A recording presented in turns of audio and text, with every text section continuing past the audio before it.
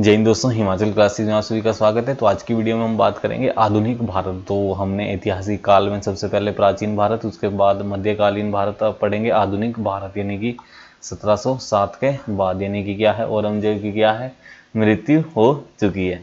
तो आधुनिक भारत के बाद सबसे पहले हम किसकी बात करेंगे, यूरोपीय कंपनियों का आगमन। सबसे पहले कौन सी यूरोपीय कंपनी आई थी, पुर्तगाली आए थे। कब आए थे, 1498 यानी कि 1498 ईस्वी में। 20 मई 1498 ईस्वी को कौन आया था, डिगामा साहब आए थे। ठीक है, 1500 ईस्वी में इन्होंने अपनी प्रथम फैक्ट्री कहाँ पे लगाई थी, काली कट में। ओके, सेकंड आए थे डच। कब आए थे, 1602 ईस्वी में।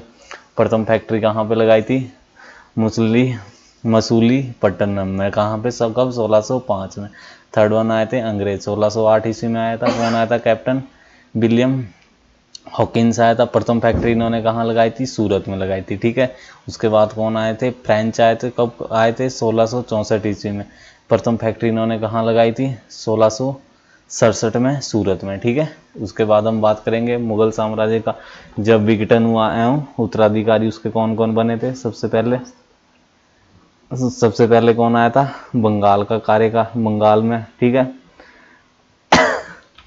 है, तो मुगल विघटन का क्या है, मुगल साम्राज्य का विघटन, और उसके बाद उत्तराधिकारी राज्य कौन कौन से हुए थे। सबसे पहले बंगाल, फिर अवध, फिर हैदराबाद, फिर कर्नाटक। बंगाल के बारे में आपको पता ही होगा, 1717 ईस्वी में क्या बंगाल को आज़ादी मिली।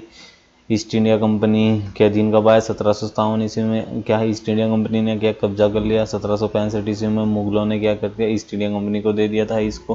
ठीक है, 1803 ईस्वी में ईस्ट इंडिया कंपनी क्या है, कब्जा दिल्ली में कर गई, और क्या है, मुगल सम्राट का इस पे क्या है, अच्छी तरह से मुगल सम्राट पर क्या कर लिया था, कब्जा कर लिया था। कब, 1803 ईस्वी में। ठीक है, अवध आ गया। अवध की स्थापना किसने की थी, शहादत खान ने की थी। कब, 1722 ईस्वी में। नेक्स्ट क्या आ गया, हैदराबाद और कर्नाटक भी क्या इसमें उभर कर आए थे अंग्रेजों की भारत विजय में। सबसे पहले कौन कौन सा कर्नाटक का युद्ध हुआ था, कब, 1744 से 63 तक चले थे। ठीक है, फिर बंगाल में कौन कौन से, प्लासी और बक्सर। प्लासी 57 में, बक्सर 1764 ईस्वी में। डायरेक्ट क्वेश्चन आ जाता है, मैसूर कब आया गया, 1799 ईस्वी में अंग्रेजों ने भारत में विजय की। ठीक है, मराठा संधि की समाप्ति कब हुई, 1817 से 1817 से 18 के ईस्वी के बीच हो गई थी। ठीक है, तो अंग्रेजों के कौन, कर्नाटक युद्ध कब, 1744 से 63 तक चले। ठीक है, बंगाल में प्लासी और बक्सर।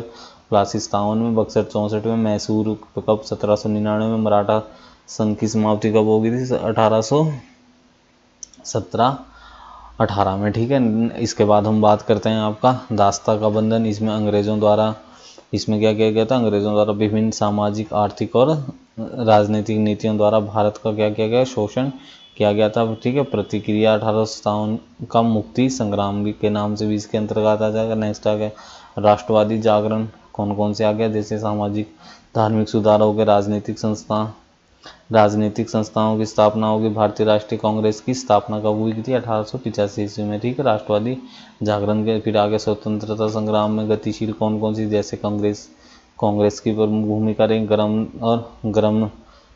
दल, नरम दल की ओर से क्रांतिकारी आंदोलन किए गए। ठीक है, गांधी जी के आंदोलन हो गए, कौन कौन से हो गए, चंपारण, घेड़ा, असहयोग आंदोलन, स्वराज। ठीक है, नमक सत्याग्रह यानी कि मार्च में।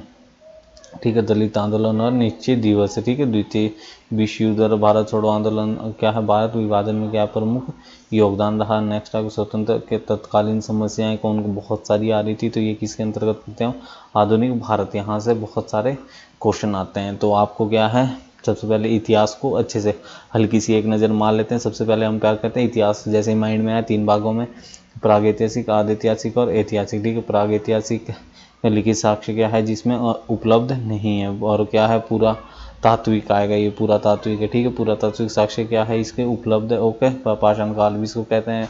आधैतिहासिक लिखित साक्ष्य। ठीक है, नेक्स्ट आ गया आपका लिखित गौड़ लिपि, सैंधव साहब। ठीक है, तो जैसे माइंड में आया, इतिहास, प्रागैतिहासिक, आधैतिहासिक और ऐतिहासिक। प्रागैतिहासिक लिखित साक्ष्य उपलब्ध नहीं, पुरातात्विक साक्ष्य उपलब्ध है, पाषाण काल कहते हैं इसको। ठीक है, आधैतिहासिक काल में लिखित साक्ष्य क्या उपलब्ध है, गीड लिपि या अस्पष्ट है। ठीक है, नेक्स्ट आ गया आपका ऐतिहासिक काल। ऐतिहासिक काल में कौन सा आ गया आपका, तात्विक और साहित्यिक दोनों आ गए 600 ईस्वी तक। ओके, तो ये हमारा कंप्लीट हो गया है। तो जब तक माइंड में ये बन जाएगा इमेज, तब तक क्या हिस्ट्री ईजी हो जाएगी। ठीक है, ओके, धन्यवाद।